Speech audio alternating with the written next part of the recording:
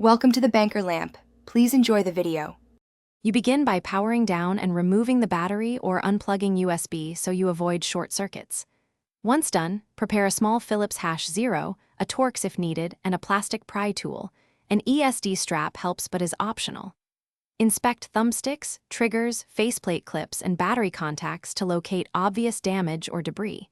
You want to know whether this is a simple clean, a stick drift repair, or a broken clip replacement before you proceed to disassembly. You now remove the screws. There are usually 5, including one hidden under a sticker or grip, so keep each screw grouped as you go. Once open, use compressed air to blow out dust, then carefully clean contacts and joystick pots with 90% plus isopropyl and cotton swabs.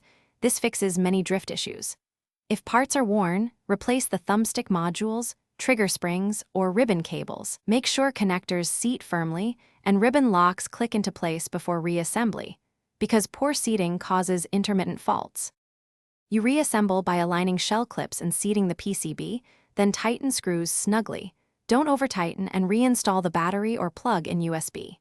Once assembled, test every input: buttons, thumbsticks, triggers, D-pad, and vibration using an accessories app or in-game. Make sure motion and dead zones are stable. If you see persistent drift or unresponsive inputs, recalibrate and update controller firmware. If problems remain, swap suspect components one at a time to isolate the faulty part before ordering replacements. Thanks for watching. If this was helpful, leave a like and consider subscribing. See you next time.